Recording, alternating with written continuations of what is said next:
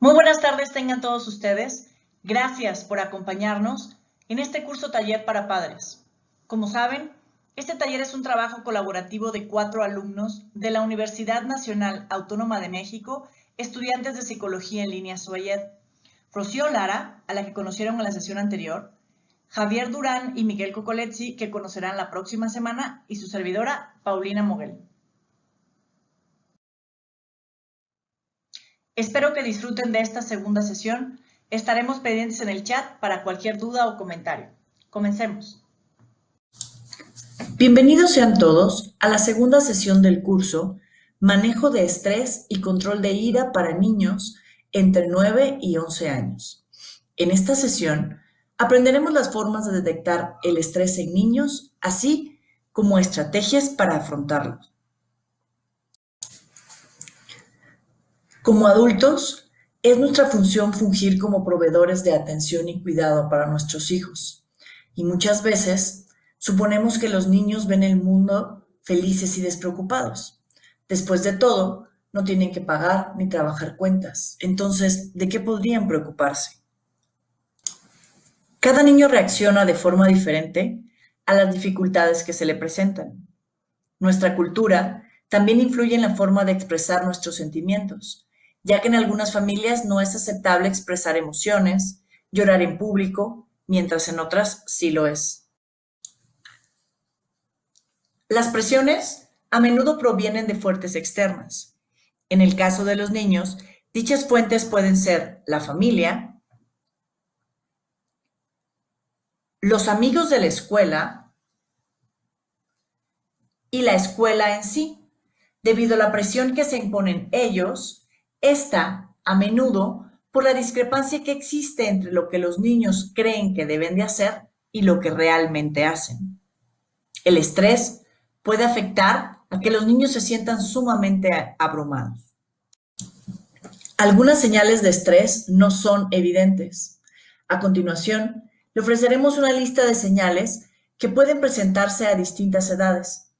Todos los niños son diferentes y, por tanto, también sus reacciones de estrés.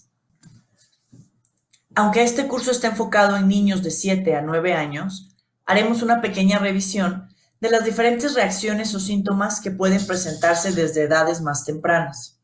Comenzaremos con los niños de 0 a 3 años. Existe una mayor necesidad de estar cerca de los cuidadores. Se presentan regresiones del comportamiento. Esto significa que los niños o niñas dejan de ejecutar una capacidad previamente adquirida propia de su edad. Por ejemplo, un niño que ya caminaba comienza a gatear. También presentan cambios en los hábitos alimenticios o el del sueño. Se observa un aumento de la irritabilidad. Asimismo, existe un aumento de la hiperactividad. Presentan temores intensos, rabietas o berrinches más frecuentes, así como llanto más frecuente. Entre 4 y 6 años se presentan ciertos factores o síntomas de estrés que son iguales a la etapa previa, como son la necesidad de estar cerca de adultos, regresiones en el comportamiento, que en esta etapa podríamos poner como ejemplo que el niño o niña comienza de nuevo a mojar la cama por las noches. Se presentan también cambios en los hábitos alimenticios, del sueño e incremento en irritabilidad. En esta etapa se suma también la dificultad para concentrarse, un exceso o disminución de actividades que puede llegar hasta el punto de la pérdida de interés en el juego. Otro síntoma que se presenta en esta etapa es que deseen asumir papeles de adulto, que dejen de hablar o que se sientan sumamente ansiosos. Comenzamos ahora a revisar los síntomas de estrés que se presentan entre 7 y 12 años. Retraimiento. Esto se refiere al autoaislamiento de los niños o niñas en relación con su grupo. Se traduce en un comportamiento solitario manifestado constantemente, ya sea con sus pares, familiares o no familiares. Otro es la preocupación por otras personas. Esta preocupación es generalmente por sus padres, ya que los niños o niñas temen que sean afectados por un acontecimiento concreto. Un ejemplo claro de esto es la enfermedad de los abuelos. Los niños pueden estar estresados por sus padres, por lo que pasaría con ellos en caso de que sus abuelos fallezcan. Otros factores que se pueden presentar son el cambio de los patrones del sueño. Estos incluyen dificultades para conciliar el sueño o permanecer dormidos. También puede ser el quedarse dormido en momentos inapropiados, dormir demasiado o en general conductas anormales durante el sueño. También se presentan cambios en los patrones alimenticios. Cuando hablamos del patrón de consumo alimenticio, nos referimos al conjunto de productos que se consumen de forma habitual en la familia y que la niña o el niño se niegan o dejan de consumir. Temores exacerbados. El miedo es una reacción fisiológica que está diseñada en nuestro organismo para evitarnos situaciones de peligro inmediato o potencial. Muchos niños expresan ese temor ante situaciones cotidianas y concretas, como el ir a dormir, irse a bañar, quedarse a oscuras, quedarse solo, etc. Los niños en la etapa de 9 a 12 años tienen que aprender a manejar estas dificultades, ya que los miedos son más realistas y específicos, como el miedo a críticas, el fracaso escolar, separación de sus padres. La mayoría de estos miedos se resuelven espontáneamente cuando el niño va creciendo. Pero si el niño tiene un miedo exagerado o desproporcionado que afecte en su vida diaria, puede indicar un problema y es necesario buscar a un especialista.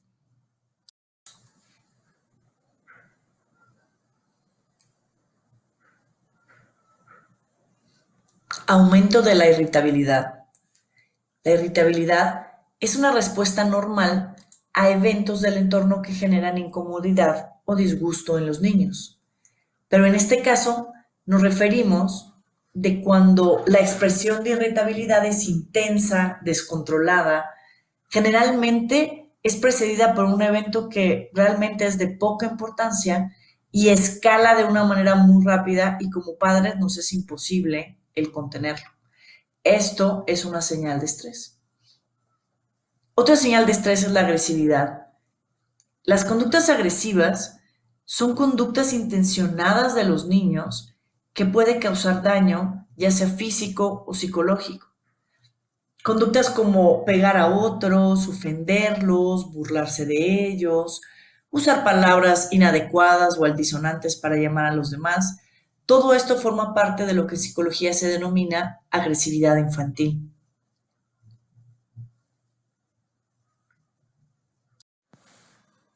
La agitación es otro factor de estrés. La agitación psicomotriz consiste en una actividad motora y cognitiva excesiva que surge en respuesta a una tensión interna que se traduce en inquietud, psicomotriz, irritabilidad, mayor reacción ante estímulos y conductas inapropiadas sin finalidad coherente, que puede traducirse en actividades destructivas. También puede existir deterioro de la memoria y la concentración. En cuanto a la memoria, habría que distinguir en primer lugar los diferentes tipos de memoria por diferentes canales sensoriales. Tenemos la memoria auditiva, visual y visomotora. La primera, la auditiva, se refiere a la habilidad que tienen los niños para retener y recordar la información que les llega por el canal auditivo.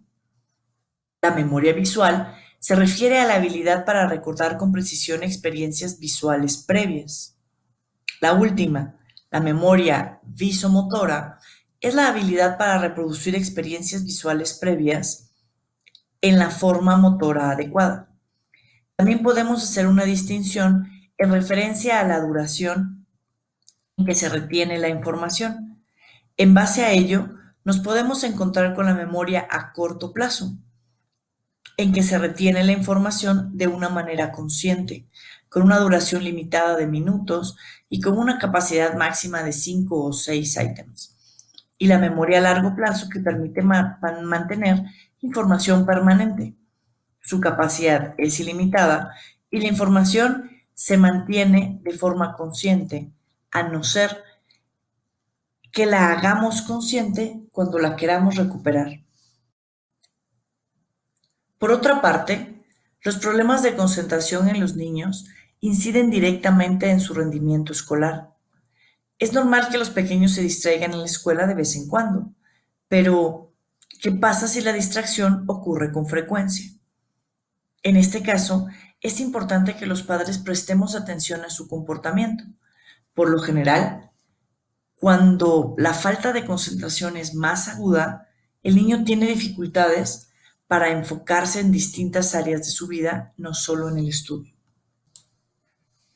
Síntomas físicos psicosomáticos. Cuando hablamos de psicosomático, nos referimos a la relación existente entre el cuerpo y la psique. Muchas veces, los niños se quejan de molestias corporales que no tienen base orgánica. Esto quiere decir que no se ve lesión en el cuerpo y que si los llevamos al médico los resultados son normales. A estos dolores se les llaman funcionales o psicosomáticos. La medicina reconoce que las alteraciones emocionales pueden dar lugar a molestias físicas, incluso algunas enfermedades. Muchos niños no saben cómo poner palabras a lo que les pasa o no se sienten escuchados para hacerlo. Si esto ocurre, la problemática se queda en la mente del niño, haciendo que más tarde o más temprano el cuerpo responda a él. Dentro de esta clasificación se incluyen a un gran número de enfermedades en las que interactúan los factores orgánicos y psicológicos en su desarrollo, destacándose los psicológicos como factores determinantes. Los niños suelen somatizar a través de el aparato digestivo, en forma de diarreas, vómitos o dolores de estómago, el aparato respiratorio, por aparición de asma o ataques en los que la respiración se realiza de forma entrecortada o rápida. Piel, por aparición de psoriasis o eczemas que producen diferentes desórdenes de la piel, así como dolores múltiples como pueden ser dolor de cabeza, dolor abdominal o dolores en otras partes del cuerpo. Otro síntoma que podemos observar en este rango de edad es el sentimiento de la culpa. El sentimiento de culpabilidad en los niños no es algo innato, no nacen con él. Aprendemos a sentirnos culpables de las cosas que hacemos o decimos a medida de que vamos creciendo. Este crecimiento nos permite ver y aprender de las distintas situaciones sociales que vivimos. Debemos educar a nuestros hijos en lo que está bien y en lo que no. Establecer normas y límites que les ayuden a comprender las consecuencias de sus actos, pero no debemos de hacerlo desde la culpa, sino desde la responsabilidad. A continuación vamos a revisar las reacciones físicas relacionadas con el estrés que se presentan en todas las edades. Como estos síntomas también pueden constituir un indicio de una dolencia física, se recomienda que un médico examine a tu hijo para descartar cualquier causa de este tipo. La primera es la fatiga. Otro síntoma es que su hijo se queje de alguna sensación de opresión en el pecho o dolor en el área del pecho. Dificultades para respirar, boca seca, debilidad muscular, dolor de estómago, mareos, temblores, dolores constantes de cabeza o cualquier dolor genérico. Señales de alerta preocupantes. Es muy importante observar si los siguientes síntomas se mantienen en nuestros hijos, ya que en caso de que estos síntomas persistan, el niño necesitará apoyo especializado. Retraimiento, reserva e inmovilidad. Miedo en presencia de otros. Mutismo. Preocupación extrema y constante. Síntomas físicos de malestar como pueden ser temblores, dolores de cabeza, pérdida de apetito, tensión y dolor. Agresividad o voluntad de dañar a otros. Confusión o desorientación. Debemos de tomar en cuenta que muchos de estos síntomas suelen ser temporales y son reacciones normales de estrés. Sin embargo, si persisten, el niño puede necesitar apoyo de un especialista. Ahora bien, te estarás preguntando, ¿mi hijo sufre de estrés? Quédate y te enseñaremos técnicas para ayudarlo.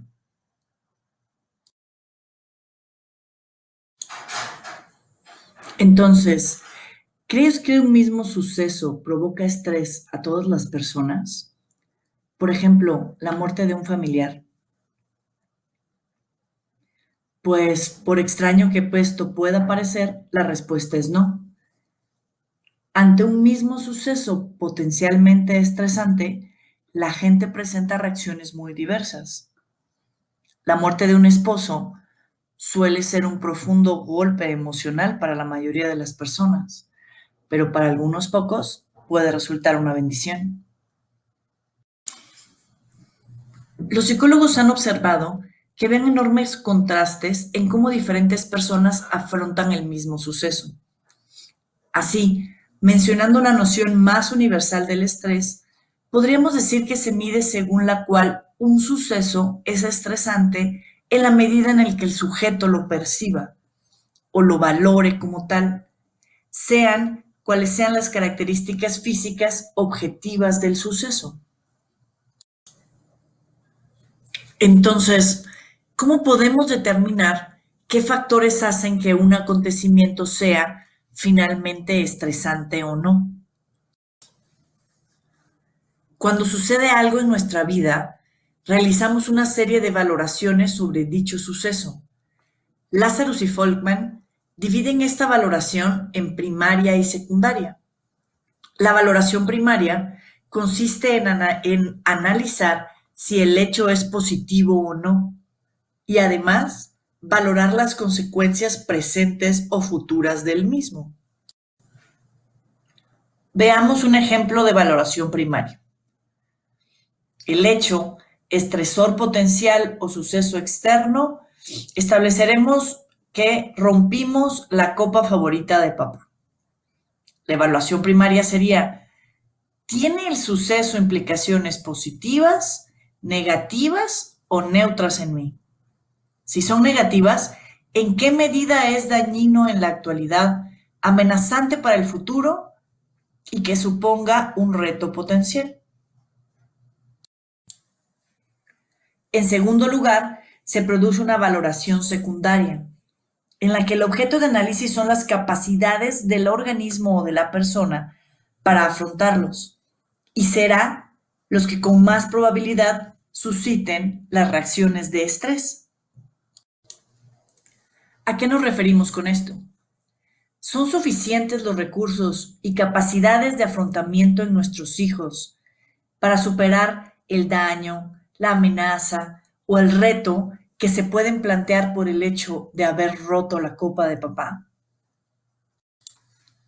Si el niño supone una implicación negativa, ¿qué crees que decidirá en su evaluación secundaria? Puede ser algo como, lo voy a esconder y espero que no se dé cuenta, diré que fue mi hermano. Por otro lado, si el niño supone una implicación positiva, ¿qué crees que decidiría en su evaluación secundaria?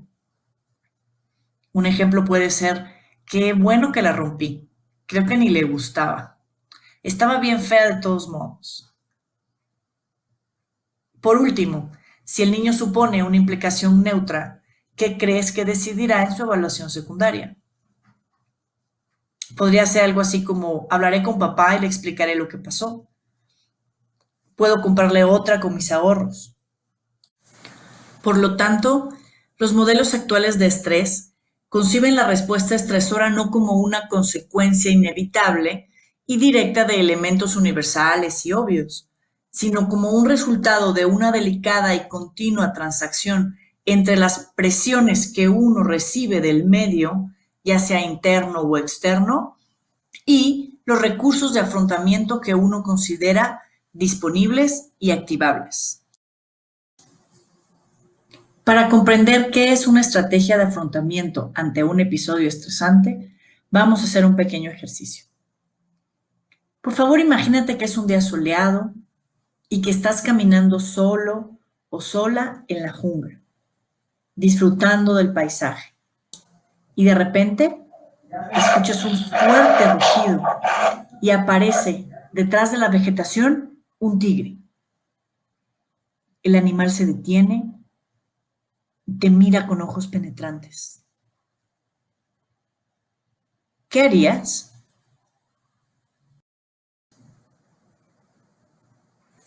Voy a darte tres opciones. A. Quedarte inmóvil, petrificado. De esta manera existe la posibilidad que el animal te ignore o te descarte como posible amenaza. B. Huir corriendo lo más rápido posible. C. Si consideras que tienes una posibilidad, hacerle frente al animal.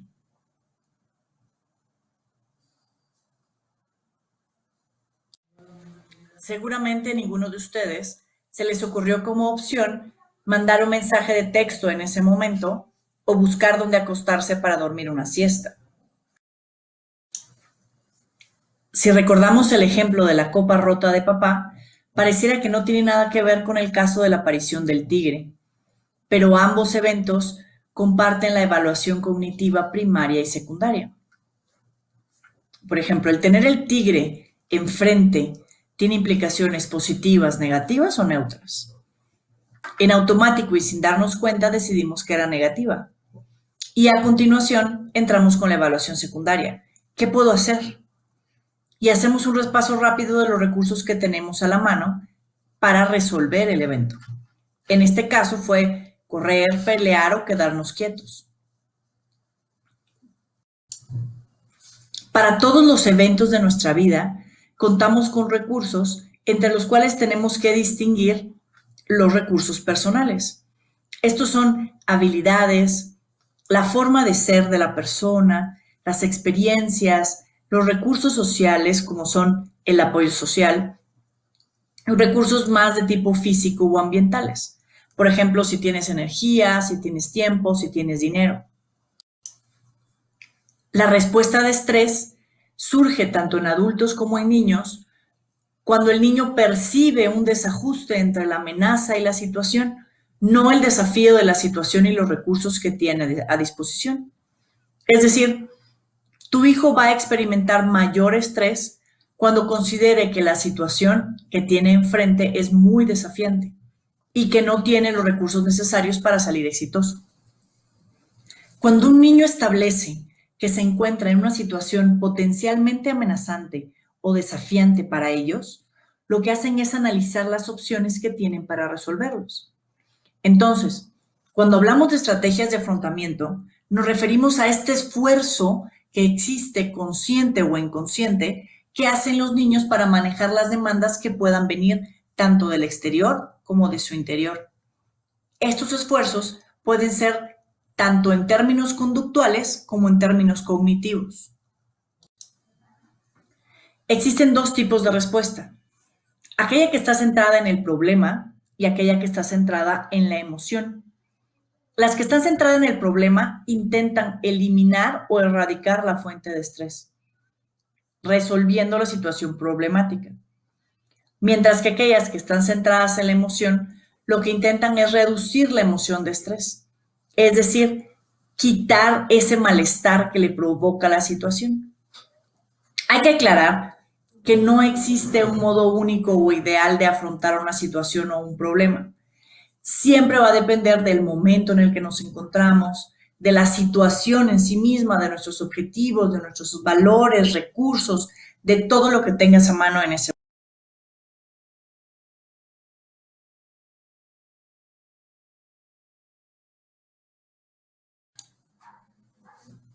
Orientación hacia el problema. Hay que explicar a nuestros hijos que las situaciones problemáticas para las que no disponen soluciones inmediatas son algo habitual y normal en la vida, que es lógico esperar que se presenten con relativa frecuencia. Debemos hacerle frente buscando respuestas eficaces, en lugar de abandonarse los sentimientos de inutilidad o permitir que las respuestas emocionales bloqueen acciones más inteligentes. Para ello, lo más adecuado es ayudarlos a tratar de identificar las situaciones problema cuando aparecen, enseñarlos a inhibir la tentación de responder impulsivamente ante una situación problema. Asimismo, buscar posibles soluciones adecuadas a la situación. También tenemos que enseñarles a considerar un problema como superable. 2. Definir y formular el problema. Solo los problemas bien formulados tienen solución. En investigaciones científicas, los términos del problema o la pregunta a resolver tienen que ser claros y bien definidos. Una pregunta clara facilita la respuesta, pero en la vida ordinaria los problemas no suelen presentarse tan claramente definidos.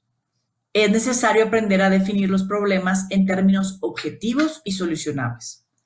Podemos ayudar a nuestros hijos aprendiendo a formular el problema considerando una serie de preguntas básicas. ¿Quién está implicado? ¿Qué está sucediendo? ¿En dónde sucedió? ¿Cuándo? ¿Por qué?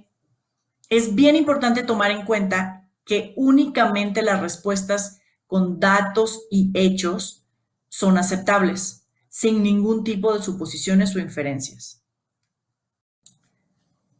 Cuando nuestro hijo afirma, mami, esto no puede arreglarse, dicha definición no permite ninguna solución.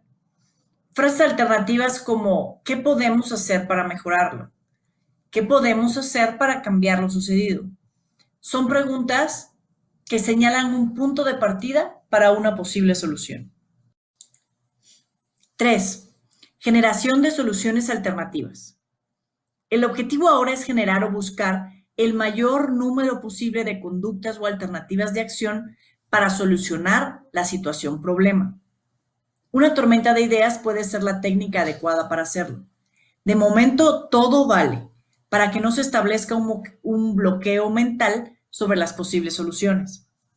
Es necesario generar un número elevado de alternativas, no menos de 10, pues cuanto más soluciones, más posibilidades de elección y más probabilidades de que la mejor solución posible se encuentre entre ellas.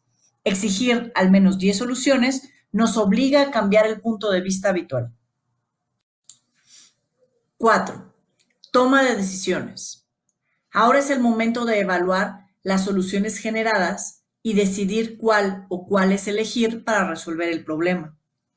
Para ello, debe establecerse unos criterios de evaluación, cada uno con una puntuación específica en función de la importancia.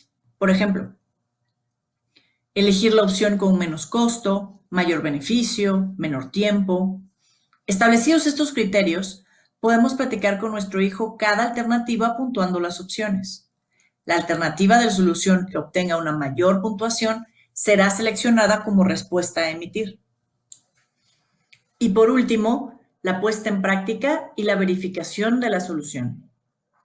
Después de poner en práctica la solución, debemos de platicar con nuestro hijo o hija para evaluar si fue una solución eficaz. Es decir, ¿se solucionó el problema? Para hacerlo debemos retomar el paso anterior, ahora valorando las realidades puestas en práctica y no las expectativas.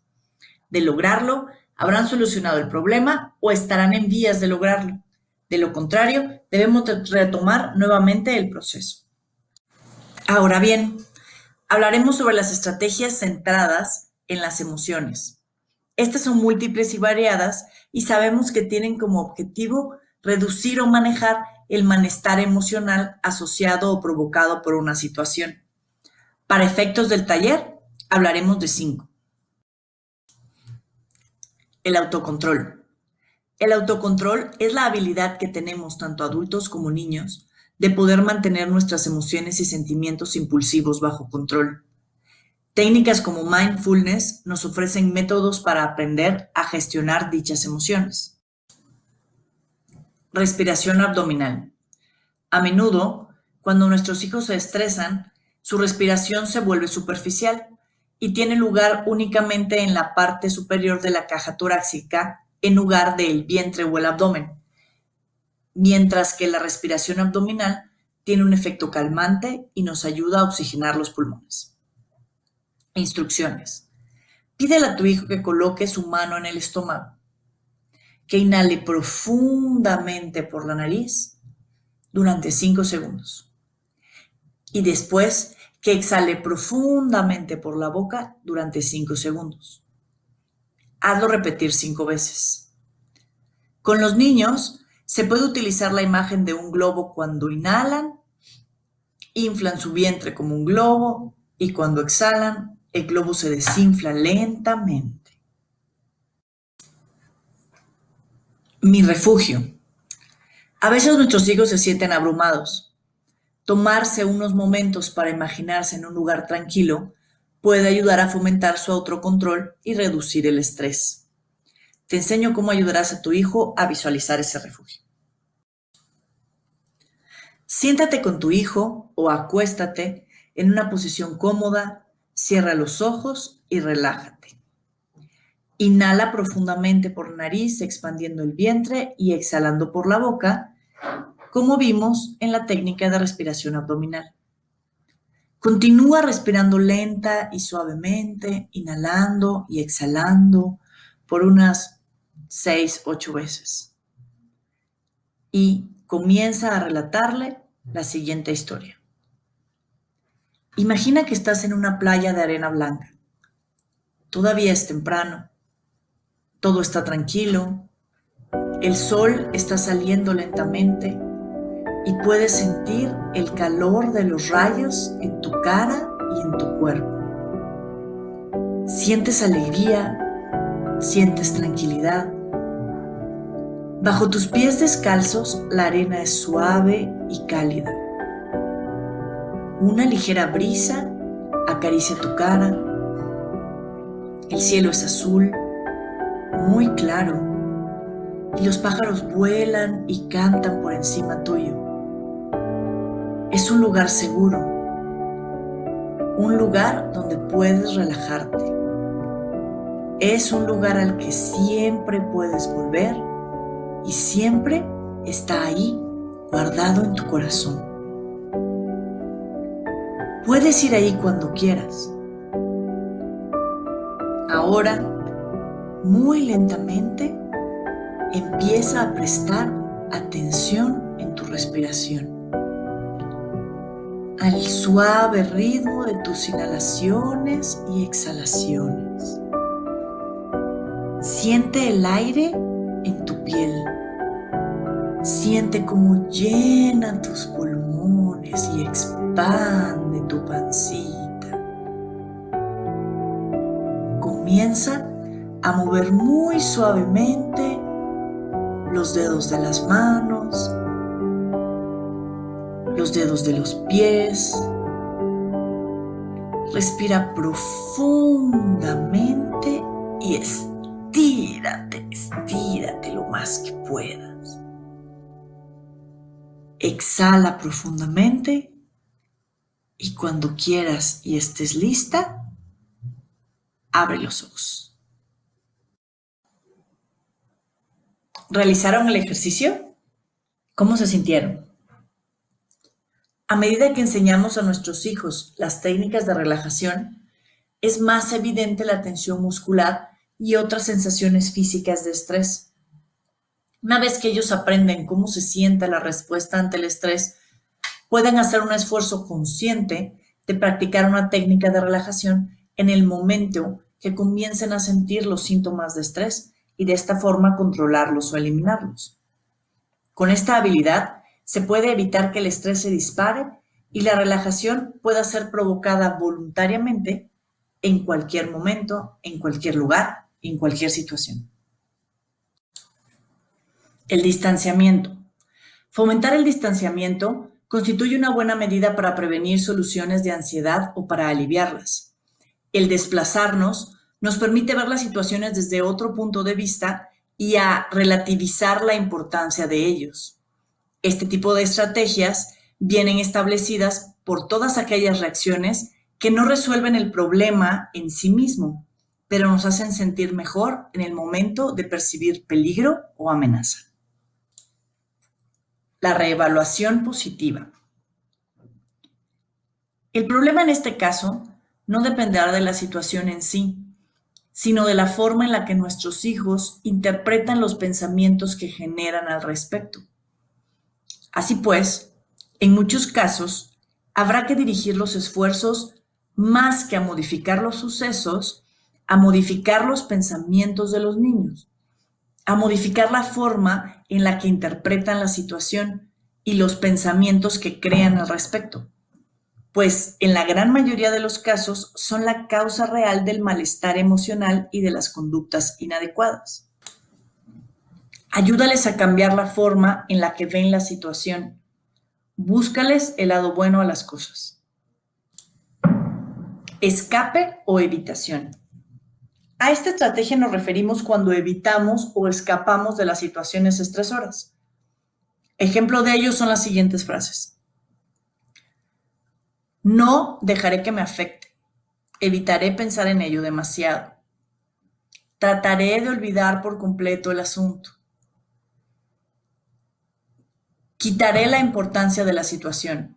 No me quiero preocupar más. Me comportaré como si nada hubiera pasado.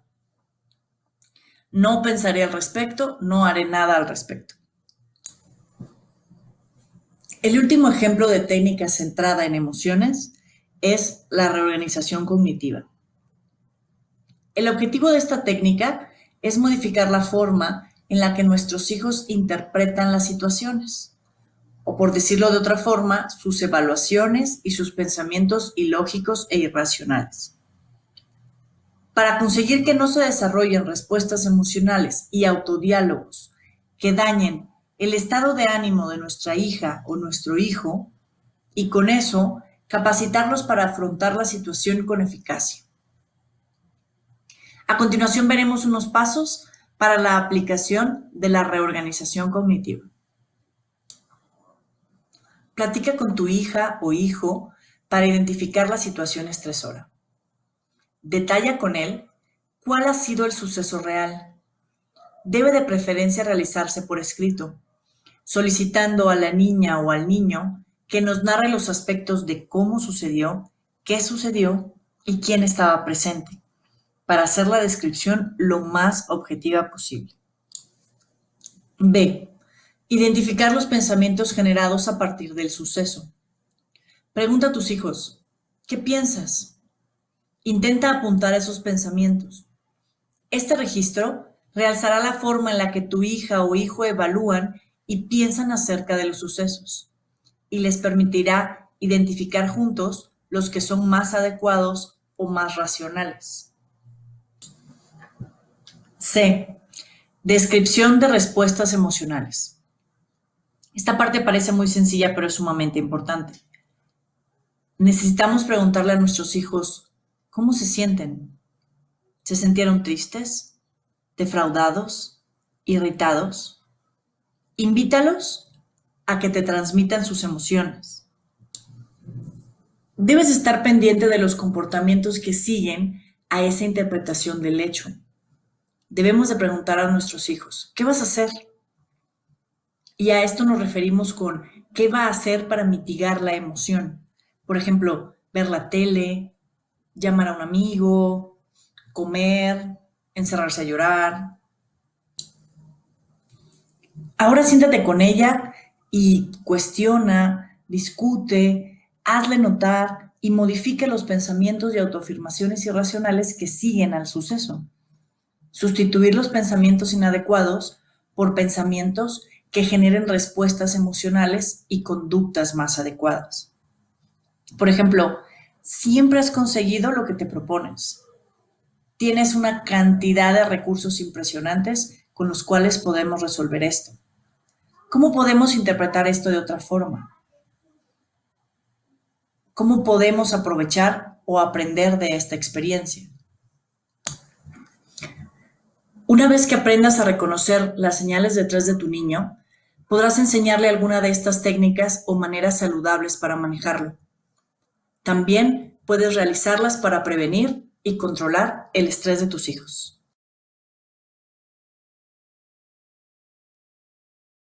Espero que hayan disfrutado y aprendido mucho de este taller. Recuerden que lunes y miércoles estaremos hablando sobre control de ira, así que esperamos que nos acompañen en punto de las 6 de la tarde. También, si por algo no pueden ver en vivo al momento el estreno del taller, se quedará grabado para que lo revisen cuando puedan. Quedamos al pendiente de cualquier duda o comentario en el chat. Hasta luego.